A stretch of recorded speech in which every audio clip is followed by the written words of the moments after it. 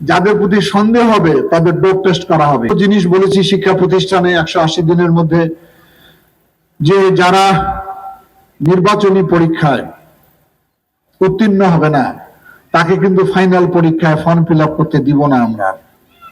অভিভাবক আমার বক্তব্য শুনছেন, দল বেঁধে যাবেন, কোনো লাভ হবে না। এখন থেকে আপনারা সচেতন হন। আমরা শিক্ষকদের বলেছি প্রত্যেক ক্লাসেই 2 মিনিটের জন্য এই কথাগুলো ছাত্রছাত্রীদের উদ্দেশ্যে বলেন। ইমাম সাহেবদেরকে চিঠি দেওয়া হয়েছে, বাংলা খুতবার সময় তর্জমা দিয়ে বলবে এটার কুফল কি, এটা গ্রহণ করা যাবে কিনা। এখন ফর্ম ফিল আপের সময় আপনারা চাপ তৈরি করবেন স্কুলের প্রধান শিক্ষকের কাছে, যে লাভ হবে না কোনো।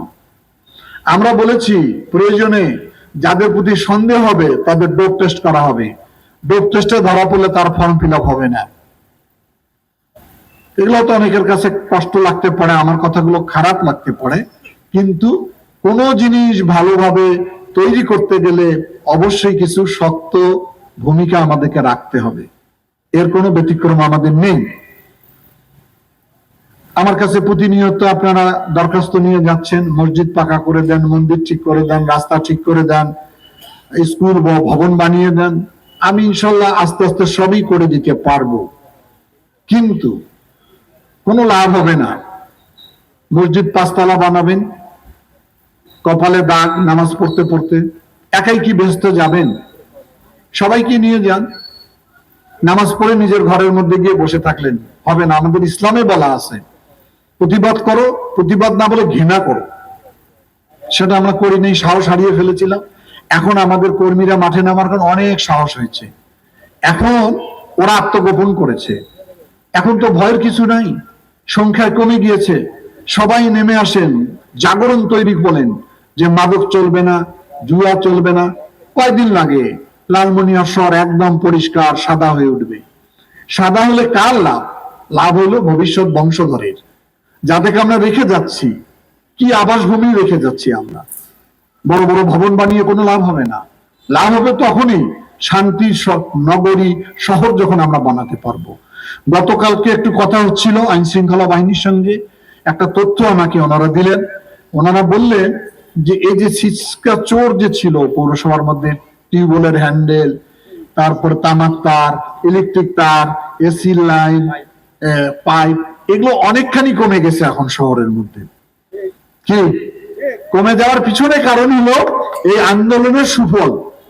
এমন একটি দিনের জন্য আমি অপেক্ষা করছি, সেই দিন কবে হবে? যেদিন আমরা পূর্ণিমার রাতে গোটা লালমনিরহাট সমস্ত দরজা খুলে আমরা সবাই রাস্তায় থাকবো, কোনো চোর যেন কোনো বাড়িতে প্রবেশ না করে। এটি আন্তর্জাতিকভাবে প্রচার করব।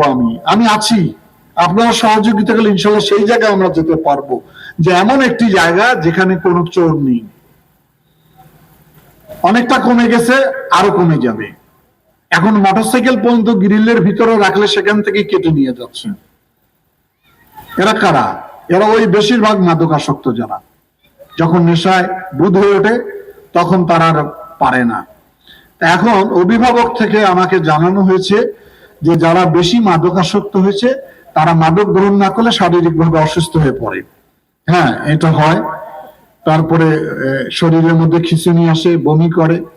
তাদের নিরাময়ের জন্য আমি মাননীয় প্রধানমন্ত্রীকে বলেছি যে আমাকে একটা হাসপাতাল দিতে হবে বড়, নিরাময় করার জন্য। উনি সেটা ইতিমধ্যে আমার জেলায় বরাদ্দ দিয়েছেন এবং অনেক আধুনিক এবং সর্ববৃহৎ একটি হাসপাতাল এখানে নির্মিত হবে।